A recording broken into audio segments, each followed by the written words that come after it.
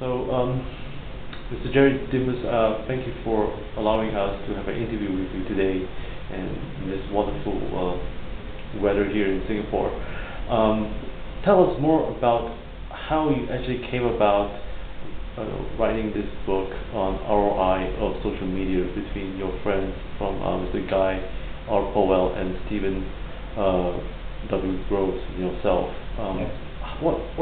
What is the inspiration behind? How did that concept come about? Yeah. Well, firstly, it's my pleasure, and thank you for the opportunity to talk about the ROI of social media. The book came about through a collaboration between three of us because Guy Powell and I actually were both alumni of Chicago Business School, so we got talking about marketing ROI in general a number of years ago, and he had just published his first book on the topic, and the marketing calculator, and we said, look, with the advances in technologies and with the shift away from traditional towards traditional to digital, we thought, well, there's an opportunity here where we see that there's a lot of marketing people who are asking the question, how can I calculate the benefits that come from placing more of my spend towards digital channels? And should I do that, and what proportion, and across, how do I segment that across my different brands? And is it one size fits all? What are the risks involved? So when we started thinking about this, actually, this is the next evolution in our work, because Guy and I have been working around helping companies implement better ROI models. So we're able to quantify across all spend above and below the line how one company can improve their return. So many organizations find it difficult to exactly identify what marketing levers to pull in order to drive revenue. So there's so much going on, with various campaigns and various initiatives, and plus you've got your sales team who are, did they just work harder that week and you got the lift in revenue, or was it because of the marketing campaign that you were running? And so being able to allocate how the spend drives revenue, and be able to define that very carefully and very precisely was important.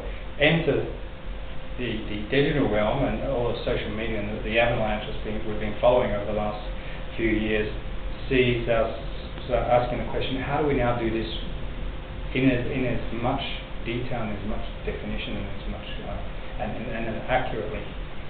So there were some challenges there, and then as we worked through this, and Guy and Steve Groves have been working on some of these problems, and so the three of us got together and said, okay, so Steve's been doing a lot of work on the digital side, and we've got a lot of work that's been done on ROI of marketing in general, and through my management consultancy in terms of implementing these models, we thought three of us would make a good pairing. So that's how we got together and said, well, wouldn't it be great if we could then start to look at the entire spectrum, including all of the spends across digital, non-digital, above and below the line type initiatives, and then be able to determine how that's driving revenue.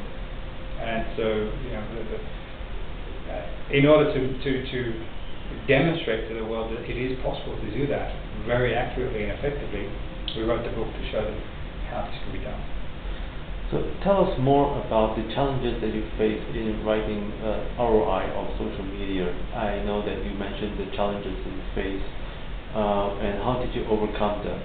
Yeah, I think the most difficult thing I guess we had in the end was how do we put this in a concise way which makes it also an interesting read. So the first chapter is always going to be interesting because you're outlining the approach and all the key challenges and how you're going to overcome them. By about the fifth or sixth chapter, it's difficult to keep the reader engaged with the book. So what we did is we created a lot of case studies, and we said that there was two challenges. One is, what is the appropriate level of content? And we cut down a lot, and you can see it's still quite a thick book. So we cut down a lot of the content. That was difficult. But then the other difficult part was getting the case studies in a fashion that would be accessible to the reader.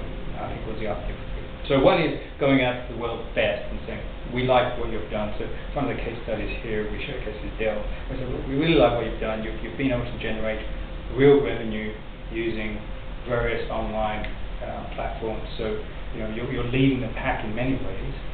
How do we create the case study now that brings that to forward and makes it easily accessible. So one is the case study, but then there's the explanation of what's going on in the background of the case study, and what we found difficult is how do you then, continue to keep the thread of that conversation going throughout the book. But other than that, really, with the three of us working on the book collaboratively, it did take, I think, end to end about a year. That it was a piece of work that we found.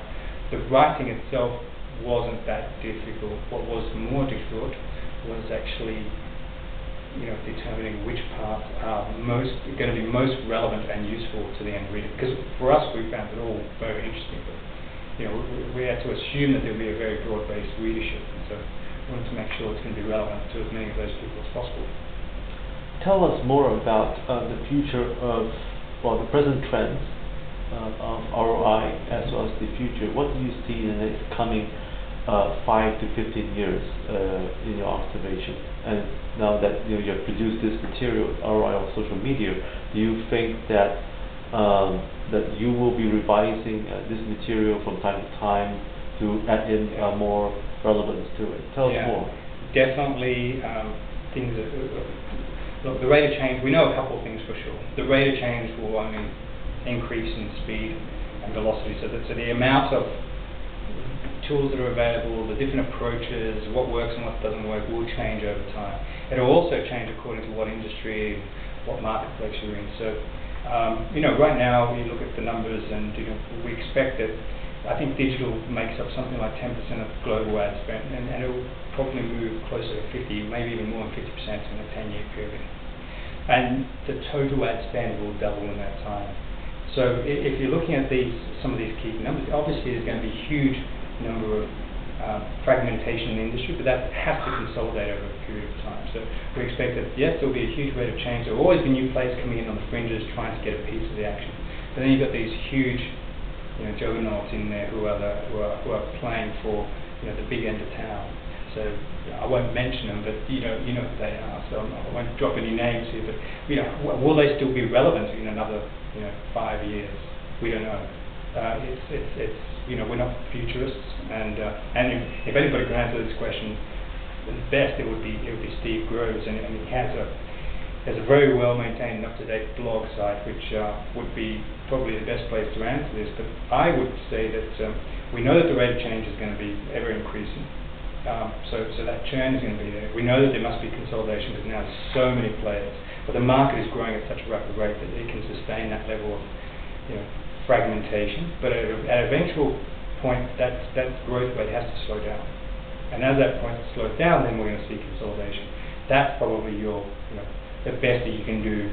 And so you're going to say, okay, which technologies have we see being relevant in 10 years?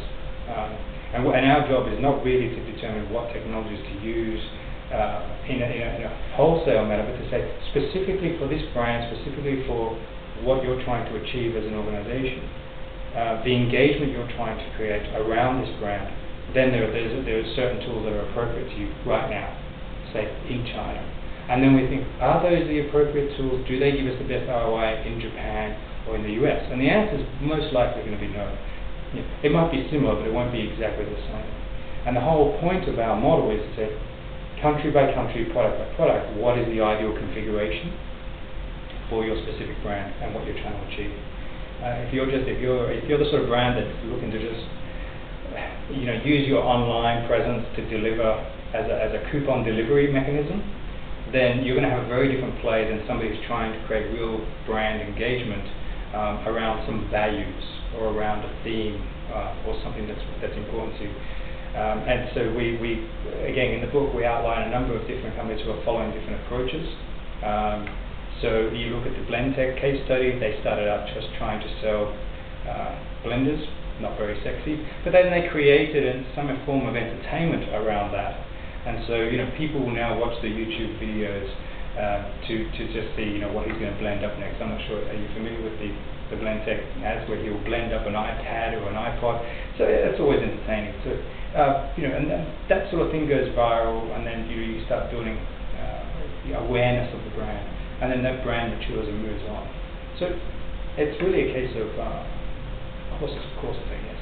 And what we're trying to do in our approach, and what the book lays out is the methodology for how you get there. The tools will come and go. What's relevant today will change tomorrow, and definitely in 15 years it's going to look very good. I mean, just look 5 years ago.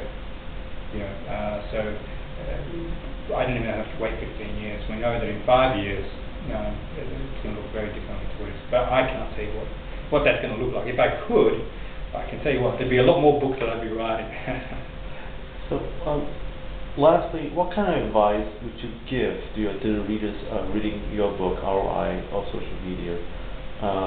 Can you give them some form of line up what they can expect and what they should do after reading your book?